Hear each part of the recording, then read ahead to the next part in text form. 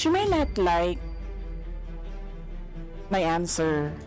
She may not like how I answer. She may not like the content of my answer.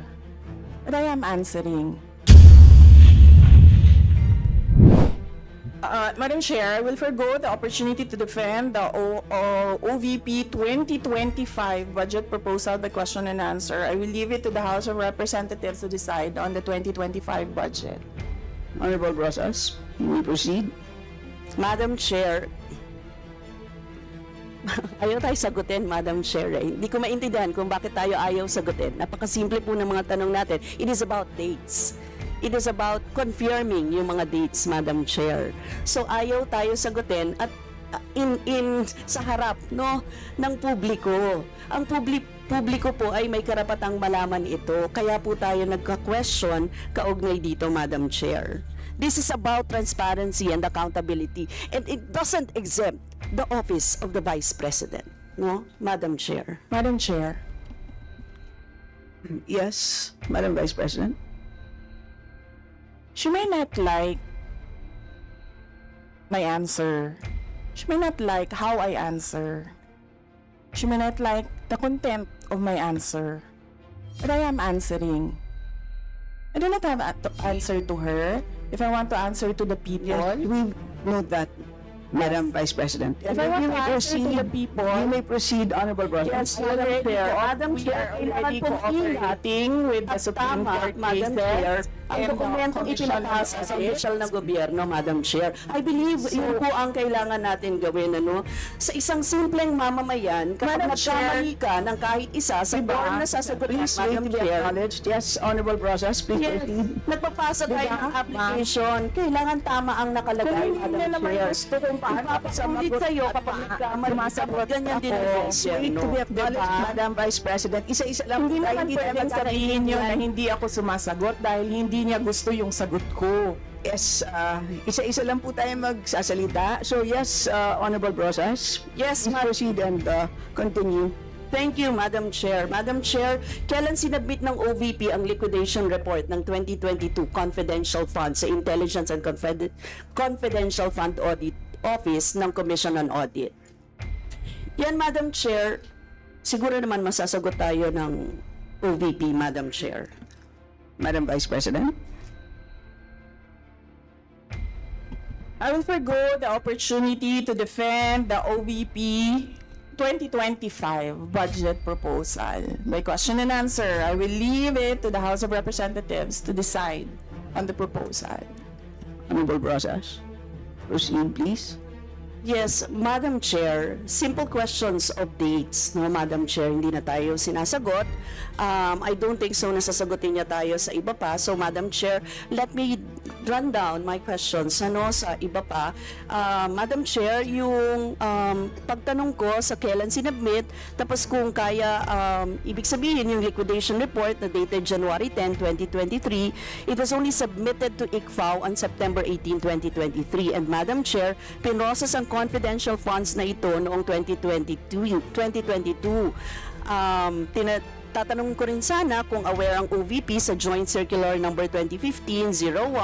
Kindly wind up. And Madam Chair, for the record, kasi Madam Chair, nakalagay sa item 6.2.2.7 ng Joint Circular, all cash advances for CF for the confidential fund or intelligence fund shall be liquidated at year-end, Madam Chair.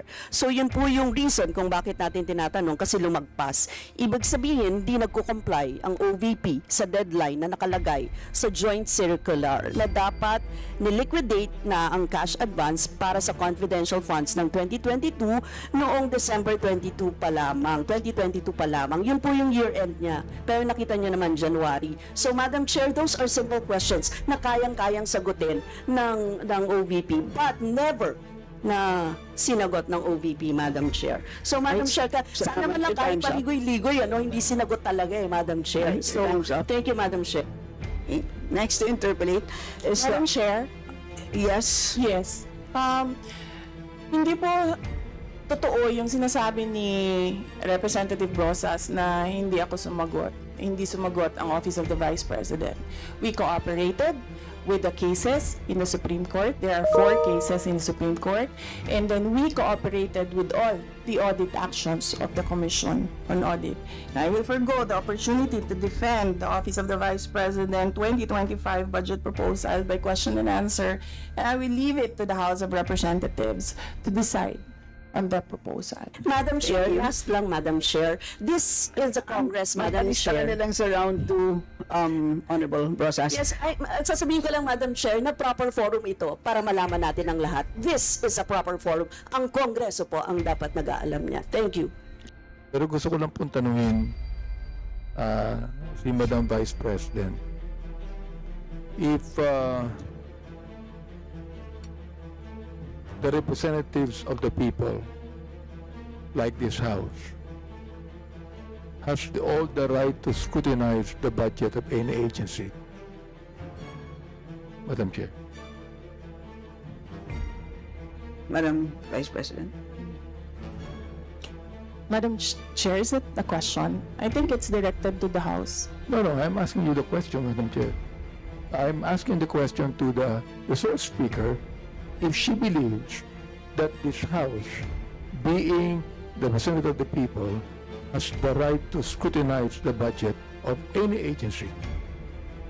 Right, precisely. That's why I say I will leave it to the Only House yes of or no, Madam Representatives to decide Madam on Chair. the proposal Madam Chair, as presented. excuse me, Madam Chair, that can only be answerable by yes or no. We, again, Chair would like to remind our guests to please be responsive to the queries of the members in the most direct manner. So please proceed, Madam Vice President. I already answered. Answer po ba yes or Madam no? Chair, perhaps my ears are not very clear, so I would like to find out if she answered yes, Madam Chair. And I will leave it to the House of Representatives I to do not decide on want the her to explain, Madam proposal Chair. as Madam presented. Chair, she has been answering the same answers since we started this query and this hearing. What I just want to ask, Madam Chair, is very simple. A simple answer of yes or no.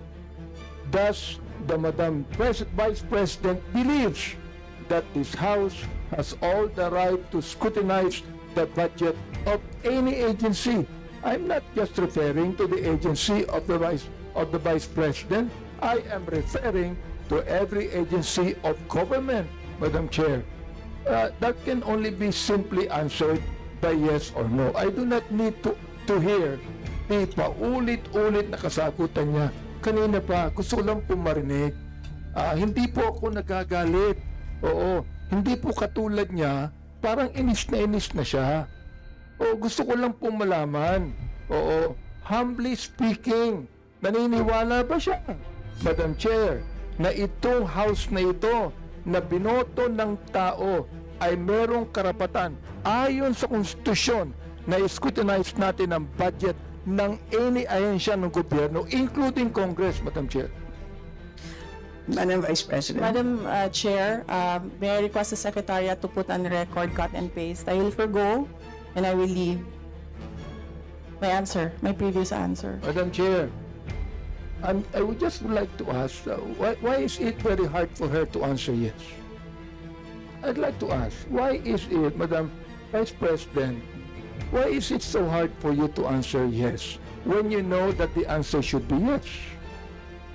Why do you have to explain? Why do you have to explain? We're simple people here. I'm not even a lawyer. You are a lawyer, Madam Chair. So, here's a simple question of a simple Filipino. Meron po bang karapatan ang House na ito na scrutinize ang budget ng bawat ahensya ng gobyerno? Yun lang po ang tanong ko. Pwede pong sagutin ito ng yes or no. Kung yes, salamat. Kung no, edi salamat din. At least nalaman ng taong bayan. Madam Vice President. Madam Chair, I will forgo the opportunity to defend the OVP 2025 Chair, I do not by need question an and answer. explanation I of will the leave it answer, to the Madam House Chair. of Representatives Madam Chair, to decide Madam if Chair, are Order, please. as Order, presented. order. Point of order, Madam Honorable Chair. Abante, you may proceed. I do not need her to explain, please. You have been giving the same answer for hours. The same answer for hours. Alam ko naman po ang pagnanais nyo. Why you answer the same for hours? Ngayon po, iba naman ang tanong ko. Ang tanong ko ito, kaso po tatanungin ko uli, Madam Chair, meron po bang karapatan bilang mga representante ng taong bayan sa bawat distrito at party list na mag-scrutinize ng budget ng bawat ahensya ng gobyerno? Hindi po natin pinag-uusapan ditong confidential fund. Ang pinag-uusapan po natin budget. Madam Chair, before you answer, the gentleman wishes to have a direct answer, either yes or no. Are you going to provide a direct answer? Honorable Abante? So, what is the answer? I asked whether our Madam Vice President will provide a direct answer to your query, and the answer is no. May I know why? Madam Vice Madam President? And her answer is no as well. I don't think that would be the right answer, Ms. The question is, may I know why? And her answer is no. Would that be the right answer to the question why? Madam Vice Madam Chair. President, do you wish to comment?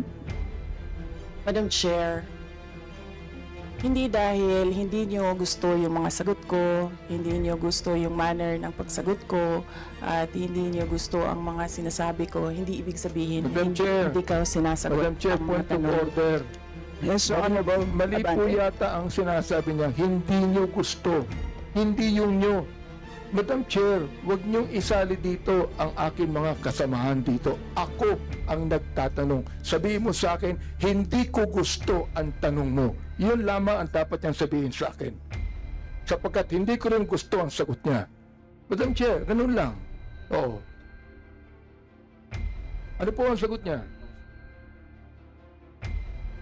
Madam Vice President, do you wish to? Madam Chair, there's Answer. no question. There's no question. The Honorable Abante is asking for a question, for a response. Ano po ang sagot niya? Yan ang huli po niyang sinabi. I request that the question be repeated. Honorable Abante, kindly The repeat answer- your question, not the- to be The answer is what? included in your time. To please repeat your last question. Ito po, ang tanong ko kanina, meron po bang naniniwala po ba ang ating Vice President na meron pong karapatan ang mga representante ng taong bayan, ng mga distrito at mga party list na scrutinize po namin ang budget ng bawat ahensya, hindi po lang ahensya niya, ng bawat ahensya ng gobyerno. Yes o no lang po ang sagot yan. Ang tanong ko po, Madam Chair, kanina ayaw niya sumagot. Ang sagot niya, ayaw niya sagutin. So ang tanong ko ito, may I know why? Ang sagot niya, no.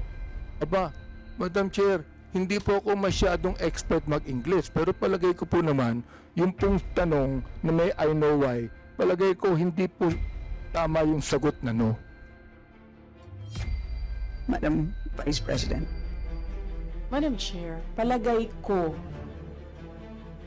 So that explains it. It is his opinion. Madam Chair, It's up to you. You are the Chair. presiding officer. Madam Chair, hindi ko po opinion yun. Nakalagay po sa Constitution yun tulad po ng Vice President natin.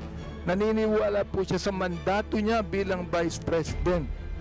Naaayon sa Konstitusyon.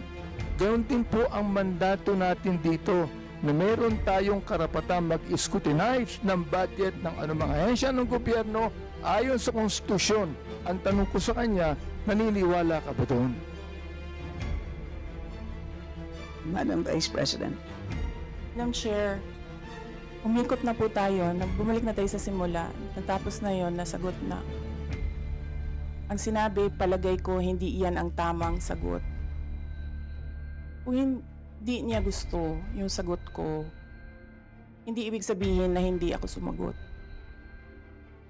Madam Chair, palagay ko, hindi po siya sumagot sapagkat inuulit lamang niya ang sinabi niya. O ito po ang gusto kong tanungin sa kanya. Pwede ba, Madam Chair, pakiulit mo yung sagot mo na isinasagot mo ng paulit-ulit kanina pa, Madam Chair. Gusto ko lang ulit marinig. Gusto ko lang ulit ma-record. Pakiulit mo lang ang sagot mo sa lahat ng mga tanong na tinatanong dito mula pa kanina. Madam Vice President. Madam Chair, I do not want to assume, so I would like to be clarified. Is this the OVP 2025 budget proposal or the confidential funds? Madam Chair, sinabi ko budget eh. Hindi ko sinabi confidential fund. Sinabi ko budget. Medyo mahina yata ang tinga ni Vice President eh. Sinabi ko budget eh. Hindi confidential fund. Sinabi ko na wala akong pakialam sa confidential fund. Ang pakialam ko ganito. Meron pang karapatan. Naniniwala ba siya na ang Kongreso ay merong karapatan mag-scrutinize ng budget ng anumang ehensya? Yun po ang tanong ko. Sagutin po niya yes or no. Ngayon, kaya niya sagutin ng yes or no, sabihin niya sa akin ang sagot niya kanina ng paulit-ulit sa lahat ng mga tanong ng ating mga kulig. I will forgo the opportunity to defend the Office of the Vice President 2025 budget proposal by question and answer, and I will leave it to the House of Representatives to decide on the proposal as presented. Madam Chair, maraming salamat po. Ibig sabihin po, yung kasagutan niya na paulit-ulit, naniniwala siya na mayroong karapatan ang Kongresong ito na i-scrutinize ang budget. Kahit ang budget na yan nagsimula ng 2023, meron pa rin karapatan ang Kongresong ito na i-scrutinize ang budget. Maraming salamat, Madam Chair. Maraming salamat po, Vice President. Salamat. Next to interpolate is Honorable Richard Gomez, who is not around. So we move to the Honorable Trixie Cardama.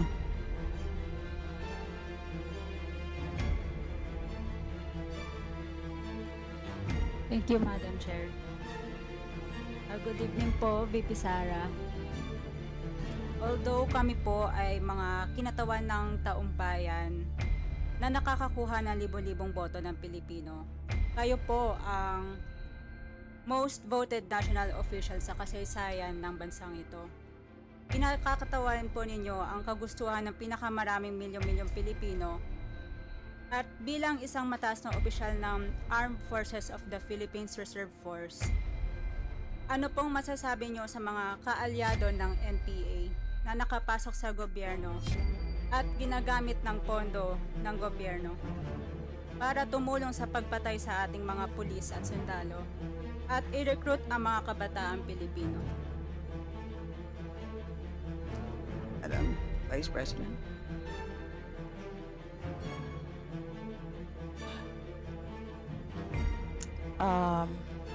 Representative Cardama, I thank you for your question. I will forgo the opportunity to defend the Office of the Vice President 2025 budget by question and answer, and I will leave it to the House of Representatives to decide on the proposal as presented. Maraming salamat po, Vice President, sa inyong paglaban sa leftist groups at sa NPA na pumapatay sa ating mga pulis at sundalo na nambibiktima sa isang bayang Pilipino. Yun na po, maraming salamat po. Can they apply for additional educational assistance in such program?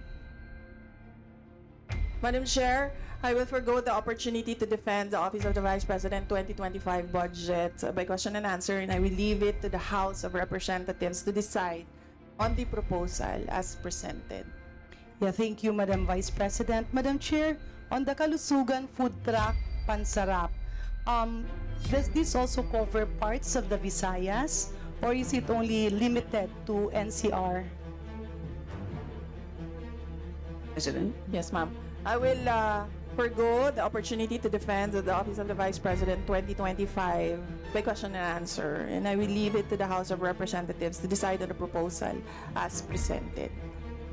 So, Madam Chair, my next question is on the Magnegosyo Taday, which is livelihood is actually part of economic upliftment. Are there parameters by where MSMEs can apply for this? Madam Vice President. Madam Chair, I will forgo the opportunity to defend the Office of the Vice President 2025 budget proposal by question and answer, and I will leave it to the House of Representatives to decide the proposal as presented. Thank you, Madam Vice President. Madam Chair, in the government website, it says, as the second highest public office in the land, the Office of the Vice President shall work for the welfare of the Filipino people and contribute to nation building, economic development, and political stability by fostering fidelity to the Constitution of the Republic of the Philippines and upholding the highest office, and that is the office of the President. May we hear the wisdom of the Vice President on this matter. Madam Chair, I will forgo the opportunity to defend the Office of the Vice President 2025 budget proposal by question and answer, and I will leave it to the House of Representatives to decide on the proposal as presented. Thank you, Madam Chair. On the rice food bags, considering that Iloilo and Western Visayas is a rice-producing province, can our farmers contribute to this rice program so that they will have an adequate market with the adequate price? Madam Vice President. Yes. Madam Chair, I will forgo the opportunity to defend the Office of the Vice President 2025 budget proposal by question and answer, and I will leave it to the House of Representatives to decide on the proposal as presented. Thank you, Madam Vice President. Madam Chair, the DPM in its proposed budget mentions that the mission of the Office of the Vice President is to promote economic development, political stability, and fostering fidelity to the Constitution of the Republic of the Philippines and upholding the highest standard of professionalism in the civil service. It further says that in the sector outcome, promote political and socio-economic development consistent with state policies and government priorities and thrusts. My question, Madam Chair, is the Honorable Vice President amenable to this, or do we need to amend portions of this? Madam Vice President. Madam Chair, I will forgo the opportunity to defend the Office of the Vice President 2025 budget proposal by question and answer, and I will leave it to the House of Representatives to decide on the proposal as presented. So, Madam Chair, I do respect the contention of the Vice President. My last question is to the Honorable Chair. Yeah, as it was mentioned earlier, Madam Chair, I am not sure, but can you appraise us in the history of the Congress of the Philippines during budget briefings and deliberations? Has the Committee on Appropriations ever detained any resource person? Never. Thank you very much, Madam Chair. Maraming salamat po, Madam Vice President. Thank you very much. I will be asking questions about the 2025 budget. Given the esteemed position of the Office of the Vice President, could the Honorable Vice President kindly enlighten this committee on how the proposed budget reflects the core mandate of the Office of the Vice President? We are sincerely eager to understand how these resources will be used to fulfill the critical responsibilities, particularly the constitutional mandate of the Vice President. Madam Chair. Madam Chair, I will forgo the opportunity to defend the Office of the Vice President 2025 by question and answer. I will leave it to the House of Representatives to decide on the proposal as presented. You can find all the answers in the audiovisual presentation, in our submission of documents to the Secretariat, in the PowerPoint presentation, and in the opening statement. I will leave it to the House to decide on the proposal. Madam Chair, with the significant budget being requested by the Office of the Vice President, this committee is, I believe, keen to hear about the tangible successes by the OVP's programs thus far. Will this budget ensure that such commendable progress continues? I'm referring to the budget requested for 2025. Madam Chair, I will forgo the opportunity to defend the Office of the Vice President 2025 budget by question and answer, and I will leave it to the House of Representatives to decide on the proposal as presented. Madam Chair, I believe we are all familiar with the constitutional mandate of the Vice President, and that's why we'd want to know if the Honorable Vice President could clarify how the proposed budget allocation and the programs that it supports are aligned with this constitutional mandate of the Vice President. Because we're confident that the budget is a perfect reflection of the Vice President's priorities and the office's essential duties. Madam Vice President. Yes, Madam Chair, the answers are in the AVP presentation, the opening statement, the documents that we submitted to the Secretariat, and the PowerPoint presentation. I will forgo the opportunity to defend the Office of the Vice President 2025 budget proposal by question and answer, and I will leave it to the House of Representatives to decide on the proposal as presented. Thank you, Madam Chair. Madam Chair, in the spirit of collaboration, could the Vice President also share how the OVP works with other agencies to avoid duplication and ensure the efficient use of public funds? We trust that the budget is also a reflection of such strategic coordination. Vice President. Madam Chair, I will forgo the opportunity to defend the Office of the Vice President 2025 budget proposal by question and answer, and I will leave it to the House of Representatives to decide on the proposal as presented. Madam Chair, considering the careful thought that must have gone into crafting the budget of the OVP, would the Vice President explain the rationale behind specific allocations? We are particularly interested in how these figures, especially the amounts, were arrived at, considering that the Vice President has a national mandate, and how it was computed so as to translate into meaningful outcomes for the public. Madam Chair. Madam Vice President. Yes, Madam Chair, I will forgo the opportunity to defend the Office of the Vice President 2025 budget proposal by question and answer, and I will leave it to the House of Representatives to decide on the proposal as presented. Madam Chair, the Honorable Vice President has repeatedly mentioned that she will forgo the right to personally defend the budget through a question and answer format. How should this committee interpret such a decision? Would it be fair to conclude, Madam Chair, that the programs under the OVP may not be as high a priority or as important as we had hoped for? Or should we interpret the response and the demeanor of the Vice President indicates that we, the elected representatives of the people, and the people that we represent do not deserve an explanation on how public funds would be spent by their office, Madam Chair? Yes, Madam Vice President. Yes, Madam Chair, all the answers are in the audiovisual presentation, the documents that we submitted to the committee secretariat, the opening statement, and the PowerPoint presentation. I did not say forgo the right, I said forgo the opportunity to defend.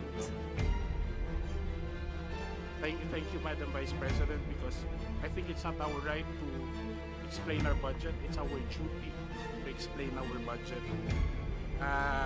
That's all, Madam Chair. And this I would have to say, I leave it to the committee to consider the responses of our Honorable Vice President in the approval of the budget of the OVP.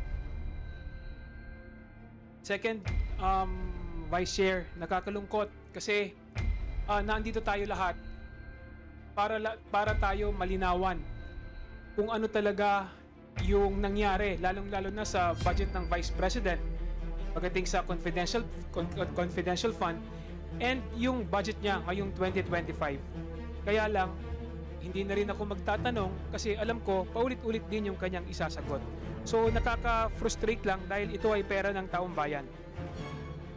I would like to thank the Vice President for showing her true colors to the House and her lack of respect for check and balances and the separation of powers and accountability. We are a republic. We don't have a king or a queen. Now, Madam Chair, dahil hindi naman masagot ni VP Sara yung mga katanungan ng miyembro, may I move now to defer the hearing of the budget of the Office of the Vice President. I so move, Ms. Is there any objection? Hearing none, same is approved. So the hearing or the briefing, the budget briefing, shall be rescheduled or shall continue on September 10 at 9 a.m. So with that, the budget briefing is suspended.